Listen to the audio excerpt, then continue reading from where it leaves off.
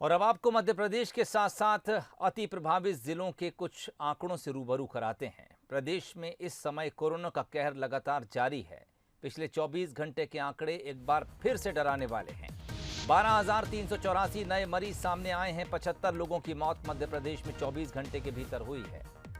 इंदौर में 1,781, भोपाल में 1,729, जबलपुर में 803, ग्वालियर में 1,190, उज्जैन में 249 तो सागर में 242 नए मरीज सामने आए हैं। इनके अलावा अगर और अति प्रभावित जिलों की बात की जाए, इस लिस्ट में खरगोन, रतलाम, बैतूल, रीवा, विदिशा, धार, सतना, नरसिंहपुर, बड़वानी, होशंगाबाद, शिवपुरी, कटनी, बालाघाट, शहडोल, छिंदवाड़ा, झाबुआ, राजगढ़, सीहोर, रायसेन, नीमच, मंदसौर, मुरैना, देवास, शाजापुर, दमोह, अनूपपुर, छतरपुर, सिवनी, सिंगरौली, सीधी के अलावा टीकमगढ़, खंडवा, दतिया और पन्ना जिला भी शामिल हैं।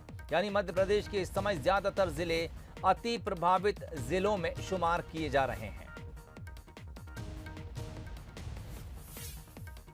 और ज्यादा जानकारी के लिए रुख करेंगे हमारे संवाददाता आकर्ष शर्मा की तरफ। आकर्ष, 24 घंटे बीते, कल जब आपसे पिछले 24 घंटे के आंकड़ों पर बात हो रही थी, ज्यादा कुछ फर्क इन आंकड़ों में नहीं है। यानी अभी भी हम ये कह सकते हैं कि जिस कोरोना चेन को तोड़ने में इस वक्त पूरे सिस्टम भिड़ा हुआ है, फिलहाल वो चेन टूटी नहीं है।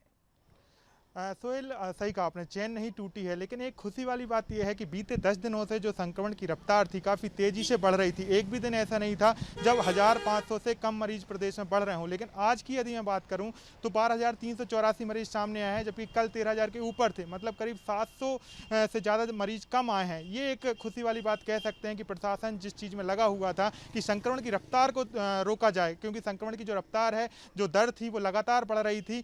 अब उसमें थोड़ी कमी देखने को मिलेगी आज से। कोरोना कर्फ्यू की बात करें या प्रशासन जो तमाम कोशिशें कर रहा है, पहला ऐसा दिन निकल के आया है 10 दिनों बाद जब जो संक्रमित मरीजों की संख्या कम निकली है पिछले दिन के मुकाबले। और यदि मैं बात करूं यदि रिकवरी की, तो रिकवरी प्रतिदिन यदि 10 दिनों की बात करूं तो लगातार बढ़ रही है। पिछले 2-3 दिनों की बात करूं तो 9,000 से ज़्यादा जो संक्रमित मरीज हैं ठीक होकर अपने घर की तरफ जा रहे हैं। प्रदेश सरकार और प्रशासन जो अमला जुटा हुआ है, वो इस चीज़ पर ही कोशिश कर रहा है कि आखिर जो संक्रमण लगातार तेज़ी से बढ़ रहा है उसको रोका जा सके और स्वास्थ्य सेवाओं को बेहतर किया जा सके। इसी को लेकर यदि हम बात करें, यदि संक्रमण की बात करें तो 72% जो लोग हैं होम आइसोलेशन में हैं। उसको लेकर सबसे ज़्यादा प्रदेश सरकार चिंतित है कि होम आइसोलेशन में रहने वाले लोगों को ज़्यादा से ज़्यादा मॉनिटरिंग की जाए और उनको जल्द से जल्द ठीक किया जाए। सोहेल, क्योंकि होम आइसोलेशन में जो लोग हैं उनको बेहतर सेवाएं नहीं मिल पाती हैं। उसके बाद जब वो अस्पताल पहुंचते हैं तो उनकी जान बचाना मुश्किल हो जाता है। प्रदेश सरकार यही कोशिश कर रही है। कल से हमको देखने को मिलेगा कि किल कोरोना अभियान 2 की शुरुआत की जा रही है। जिला स्तर पर, ब्लॉक स्तर पर, पंचायत स्तर पर अब स्वास्थ्यकर्मी घर घर पहुंचेंगे, स्क्रीनिंग करेंगे। यदि पहली स्टेज में ही उनको पता चल जाएगा कि इनमें कोरोना के लक्षण हैं तो उन्हें किट दी जाएगी, उन्हें बेहतर स्वास्थ्य सेवाएं दी जाएंगी। कोशिश यही की जा रही है। कल से सीएम भी योग से निरोग करके एक अभियान की शुरुआत कर रहे हैं। तमाम तरीके की कोशिशें प्रदेश सरकार कर रही है जिससे ये संक्रमण की चेन है उसे तोड़ा जा सके। और ये जो 2 कल से अभियानों की शुरू हो रही है, योग से निरोग या किल कोरोना 2, ये जरूर जो संक्रमण की चेन है उसे तोड़ने में कारगर साबित होंगे और बेहतर स्वास्थ्य सेवाओं को प्राप्त करने में भी ज़्यादा प्रदेश सरकार की मदद करेंगे। अब देखना होगा कि जो आज संक्रमित मरीजों की संख्या कम हुई है, क्या प्रदेश सरकार इसको बनाए रख सकती है और जो लगातार संक्रमित मरीज लगातार बढ़ रहे थे उनको रोका जा सकेगा। सोहेल, चलिए, बहुत शुक्रिया इस तमाम आंकड़ों को समझाने के लिए। और आंकड़े ये बता रहे हैं कि पिछले 24 घंटे में मध्य प्रदेश में जो आंकड़ा पिछले कई दिनों से लगातार 13,000 के ऊपर बना हुआ था, वो अब 12,384।